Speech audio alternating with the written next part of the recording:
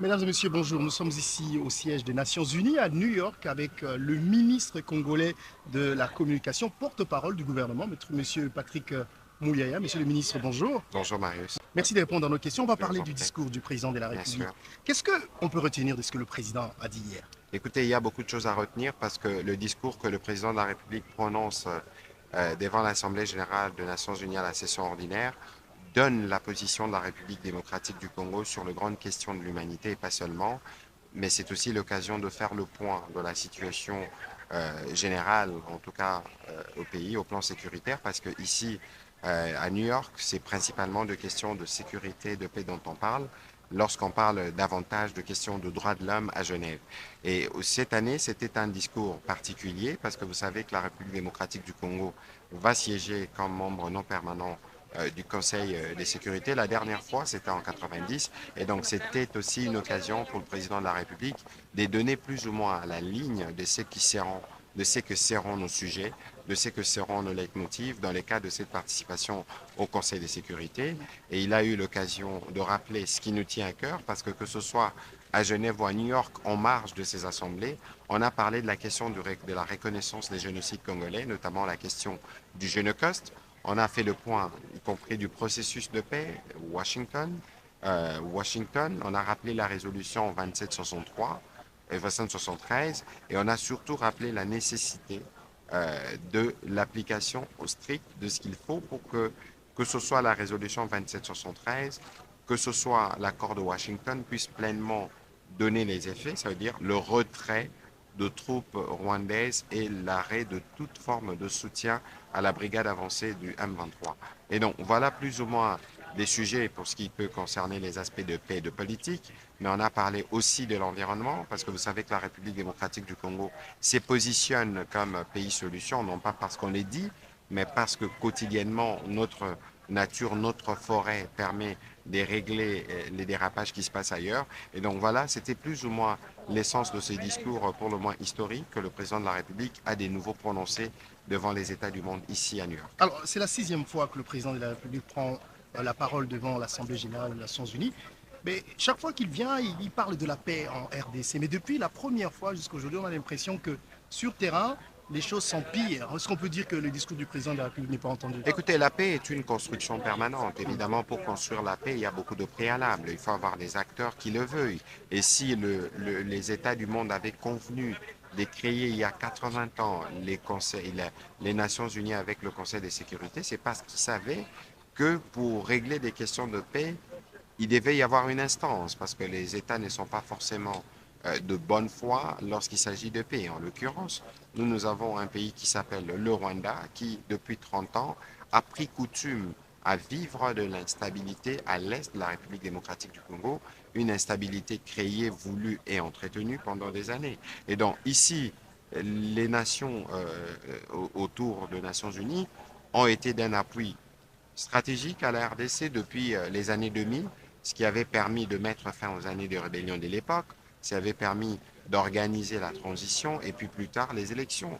Et donc malheureusement, dans ces cycles de violence, et comme le Rwanda a appris à vivre du sang, à vivre au dépens du sang de Congolais, a continué son aventure. Et cette fois-ci, le président de la République, de la manière la plus ferme, veut qu'on en finisse une fois pour toutes. On veut avoir une paix définitive et durable qui nous permettra de commencer à parler de développement. C'est le bien fondé des processus de Washington, c'est le bien fondé du processus qui continue à Doha, pour voir dans quelle mesure, autour de ces initiatives, on arrive cette fois-ci à mettre en place un dispositif qui permette les retours durables de la paix, parce que la paix, comme je le disais, c'est une construction. Alors, on a l'impression, justement, parce que vous en avez parlé, de ce qui se passe à Doha et à Washington, on a l'impression que ça stagne un tout petit peu. Qu'est-ce qui se passe? Bon, la question, à Washington, il n'y a pas d'extagnation. À Mais Washington, qu'est-ce qu'on attend? nous avons l'accord du 27 juin. À Doha, nous avons l'accord de principe. Mais encore une fois, je vous ai dit tout à l'heure que la paix s'est construite. Et surtout qu'en l'occurrence, on a un père qui s'appelle le Rwanda, on a un fils qui s'appelle l'M23, qui fonctionne dans une forme d'échange de rôle. Lorsqu'à Washington, parce que pression américaine, on a voulu concéder, à Doha, on pense qu'il faut bloquer, parce que chaque jour qui passe, c'est un jour de profit pour eux en termes de contrôle de nos ressources minières, en termes malheureusement de continuité des tueries, parce que c'est les modes par excellence du fonctionnement du Rwanda et de son fils l'M23. Donc voilà, mais nous ne sommes pas dans une phase de stagnation, nous sommes dans une phase où on doit s'assurer que ce qui avait été convenu puisse produire ses effets. Et donc il y a eu dans cet ordre des réunions dans les cadres du mécanisme de supervision prévu dans les cas de l'accord de Washington. Il y en a déjà eu deux ici à Washington. Je pense que le fait qu'on se parle, c'est bon signe pour nous permettre d'avancer, d'une part. Ensuite, il y a eu des pourparlers de Doha. On a une avancée parce qu'on a convenu dans les cas des mesures de confiance de ce qui peut être fait pour permettre la libération des prisonniers comme mesure de confiance. Ensuite, il y a des discussions sur la mise en œuvre du mécanisme des cessez-le-feu, mais il faut comprendre que bien au-delà de ce qui se passe sur ces terrains, autant on est proche de la paix, autant lorsqu'on regarde le Rwanda et sa brigade avancée agir, on est proche de la guerre, parce que lorsqu'à Rutshuru, on tue délibérément 300 Congolais, on cible spécifiquement les membres d'une communauté Hutu, alors que nous sommes déjà dans une phase de discussion. Ceci est illustratif de l'esprit qui caractérise ceux avec qui nous devons faire la paix. Alors, monsieur le ministre, à vous entendre parler, on sent que le langage du gouvernement congolais vis-à-vis de rebelles du M23 a changé. Est-ce qu'on peut mettre ça dans le compte des concessions à faire pour ne plus appeler, excusez-moi, je finis ma question, pour ne plus appeler le M23 un groupe terroriste? Bon, écoutez, ça dépend. C'est une question des vocables, mais les faits sont là. C'est que ces gens ont commis à Goma, c'est du banditisme, c'est du terrorisme, parce que à la fois le père et les fils, donc l'armée rwandaise et la brigade avancée du M23, ont attaqué les écoles, ont attaqué les camps des déplacés. C'est de la terreur, c'est du terrorisme. Ce n'est pas une question d'expression, quel que soit ce qu'on peut leur donner comme non aujourd'hui, mais les actes qu'ils ont posés et des actes qui vont les rattraper fait qu'ils soient ce qu'ils sont. Et ça ne change absolument pas.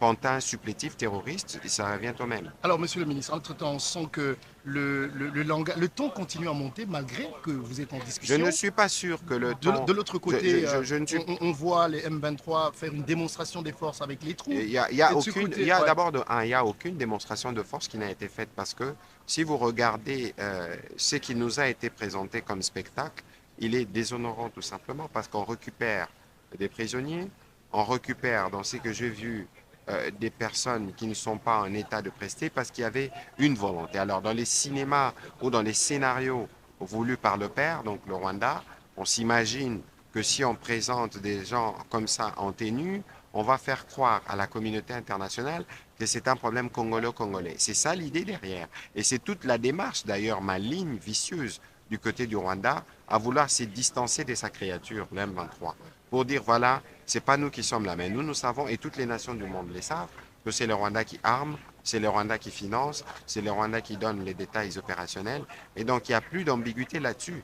Nous, ce que nous savons, c'est que nous avons une médiation, et dans les cas de cette médiation, nous rapportons ce qui doit être rapporté, mais il ne faut pas oublier que ce n'est pas parce que nous sommes à table que nous discutons que nous devons cesser, nous, d'être vigilants. Parce que lorsqu'on regarde ce qui se passe aujourd'hui sur le terrain, c'est une forme d'embryon d'un État que ces terroristes veulent nous montrer.